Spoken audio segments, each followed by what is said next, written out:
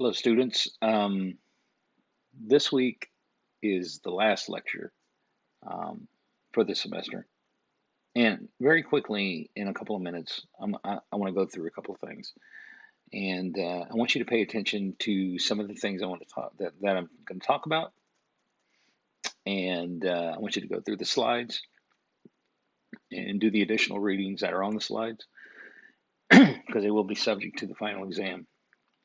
But one of the main points I want to drive through this week is how much social media affects international business and the role social media plays in helping a brand, but also more importantly, how quickly it can hurt a brand.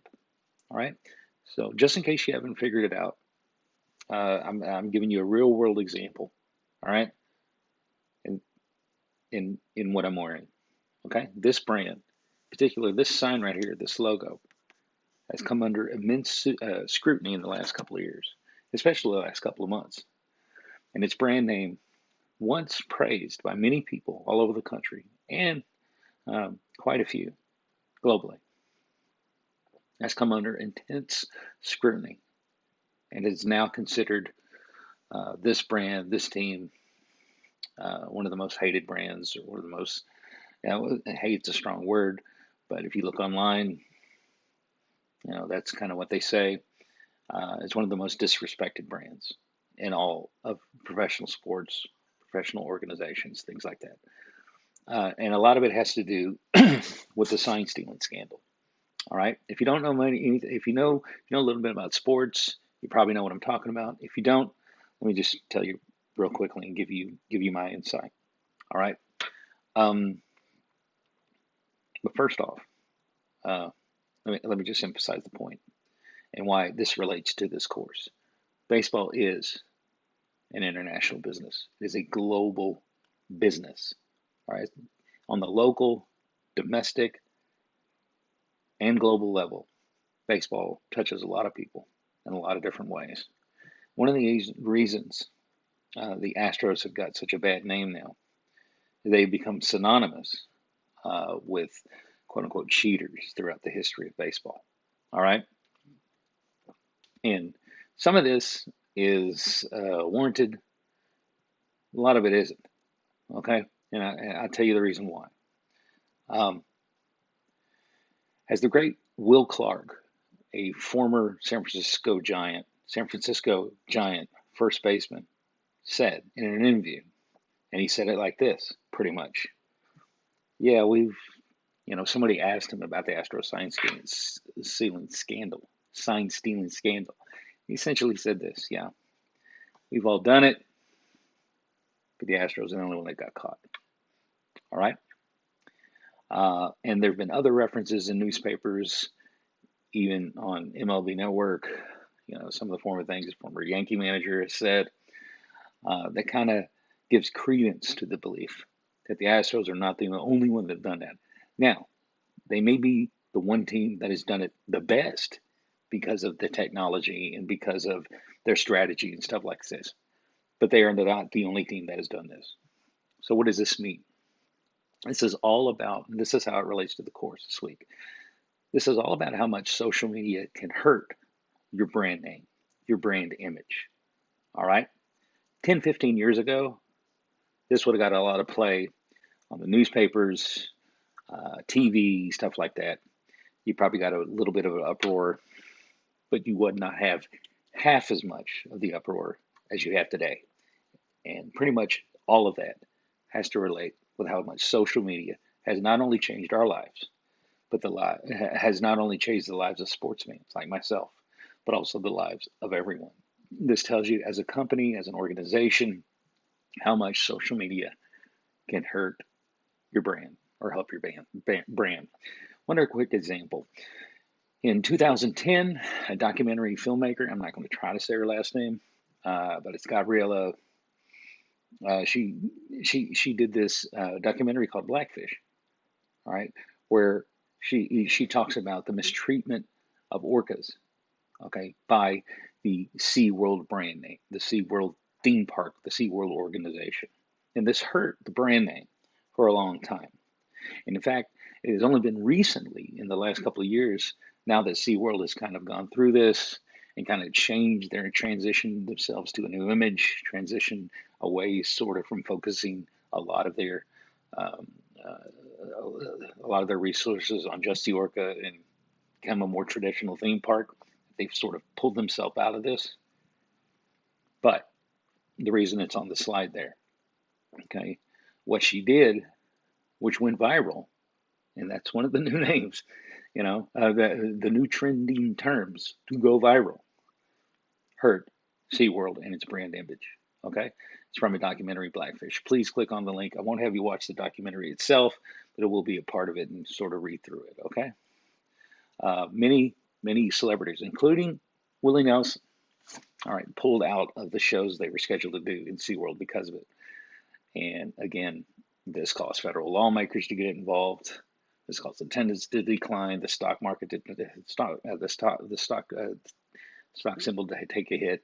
Celebrities took to Twitter.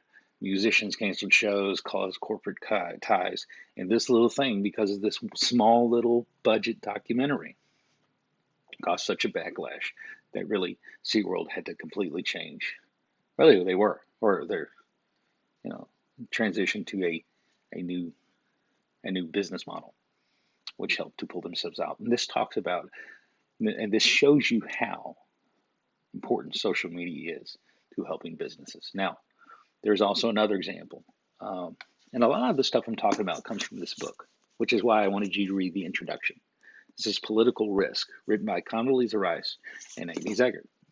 Okay, I wanted you to read the introduction. So in 2010, there was an earthquake that hit the island of Haiti. All right, and it killed 250,000. It killed an estimated, let me make sure I got these numbers right, 200,000 people and injured another 250,000 and leaving more than 1 million homeless.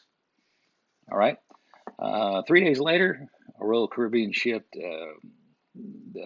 named the Independence of the Seas landed in the Haitian port of Labadie, sending 3,000 passengers to swim and bask on a beautiful private beach there, just 85 miles from the hard-hit capital of Port-au-Prince. All right, it was the first of 4 Royal Caribbean international cruise ships to dock at Labadie within the next few days, stops that had all been planned before the earthquake struck. When pictures and videos came out of these people swimming on the beach just a few miles away from where many people were still affected by the earthquake, this caused a firestorm online. And Royal Caribbean had to answer for that. And as it turns out, Royal Caribbean did a great job.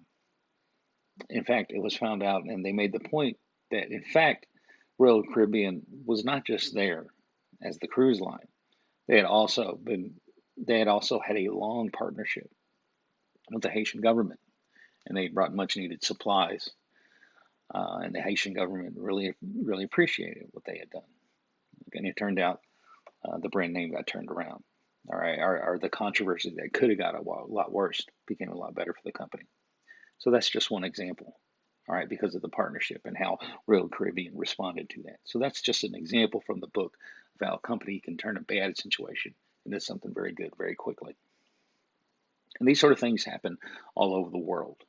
Okay, and as I point out as I point out in the slides, a lot of companies nowadays have to deal with the political backlash or the political risk involved with how quickly social media can take a brand and sort of turn it against somebody. And this is what corporations have to really deal with now. And this is why I think this is very important, because each and every one of us have a role to play in this. Anybody with a phone can stand outside a business and take a video or a picture of somebody, post it online, and cause all sorts of problems, or in some cases, all sorts of good things, but most of the time, all sorts of problems for any company on a local level, on a domestic level, on an international level. If you think of our situation right now with the COVID-19 pandemic, all right, situations could arise where companies, and there have been examples of some companies that have defied orders of stay at home or something like that. Companies and people can get in trouble if someone just takes a picture, takes a video, and uploads online just to let everybody know. And very quickly, what's a local movement? Well, what's a local situation? Very quickly, millions upon millions of people can get a hold of this. And this is kind of what the authors are talking about in the book, and I'm just going to read it to you. They say on page 5, 21st century political risk is a probability that a political action could affect a company in significant ways. So remember that sort of definition or idea of what 21st century political risk is all about. And this is why social media is such a powerful force in today's world. How much power should a consumer have? All right, when it comes to helping or hurting a brand image. And I have you read the article about the role of social media in international branding. And as the author points out, Kevin Johnson, social media has really made the world a much smaller place. Someone can log onto your website and very quickly ascertain what your company and your image is all about. This can help you or it can hurt you in many ways. And many organizations have to deal with some of the backlash that comes about for political situations that you may or may not find yourself getting involved in. I'll sort of close with this. Another team, another organization involved in the Houston area had to deal with this in 2019. And that's when the Houston Rockets got involved in an international incident because of a tweet put out by the general manager, Daryl Morey. And I won't give you the details. I want you to look through it and go through it and read it. But this, I'll just give you a little hint. And this is from CNN Business from October 8th, 2019. I'll just read it to you. The NBA faces a no-win situation in China. Here's what it stands to lose. So I'll sort of close there. I want you to go through the slides, look through it. I want you to think about this. How much power should the consumer have? And what does this mean for international businesses in the future? And as social media grows, what does this mean for you as a former student, future worker, future entrepreneur, whatever you want to do in the world of international business?